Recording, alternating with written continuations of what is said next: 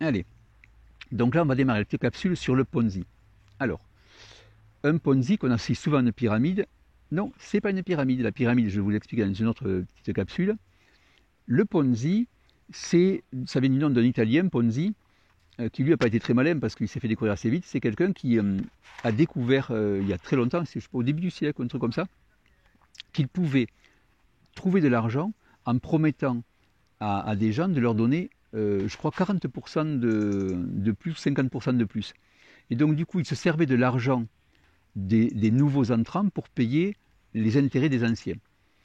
Et en fait, il s'est fait pesquer très vite parce qu'il a donné tellement d'intérêts que globalement, quand les gens sont venus chercher leur capital, il n'avait plus d'argent et donc il s'est fait prendre. Mais c'est lui qui a donné son nom au système de Ponzi. Parce que souvent on dit pyramide de Ponzi, non, c'est système de Ponzi ou pyramide. Et les gens confondent les deux.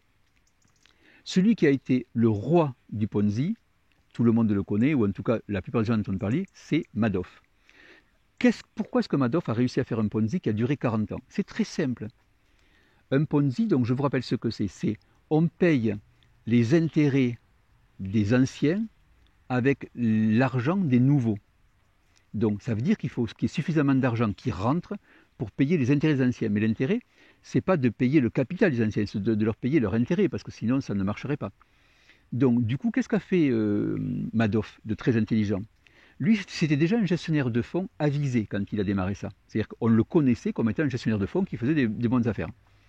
Lui, il a dit, au lieu de donner du 7%, moi je vais donner du 12%. Mais comme il avait déjà la confiance de plein de gens institutionnels et de gens fortunés, on s'est dit, puisque Madoff sait donner du 12%, c'est génial, on va mettre des sous chez lui. Et des gens ont investi par millions et par milliards dans les fonds d'investissement de Madoff. Mais tant que les gens, ils n'avaient à donner que du 5% d'écart entre ce que lui rapportait l'argent, le placement, et ce qu'il donnait, à savoir 12%, il rentrait tellement d'argent qu'il pouvait payer la différence.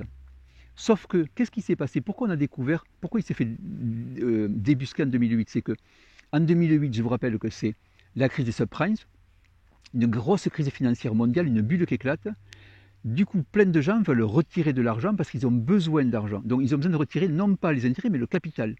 Et là, par contre, il n'a plus d'argent pour rembourser le capital aux gens qui le réclament. Donc, du coup, il est débusqué parce qu'on s'aperçoit qu'effectivement, les 12% qu'il promet ne pouvaient pas être payés, n'étaient pas gagnés en tant que tels, et que c'était un Ponzi, puisqu'il payait avec l'argent des nouveaux les intérêts des anciens. Voilà ce qu'est un système de Ponzi. Et la pyramide de Ponzi, ça n'existe pas en tant que tel. Ou c'est une pyramide, ou c'est un Ponzi. Et après, on peut considérer effectivement que si les gens qui pensent que le marketing de réseau est une pyramide, et qu'en plus on utilise l'argent des entrants pour payer des commissions aux nouveaux, on peut amalgamer pyramide de Ponzi pour marketing de réseau, ça n'a rien à voir. Là, vous avez la définition des trois exacte sur ce que c'est dans la réalité. Voilà, j'espère que ce serait clair pour tout le monde.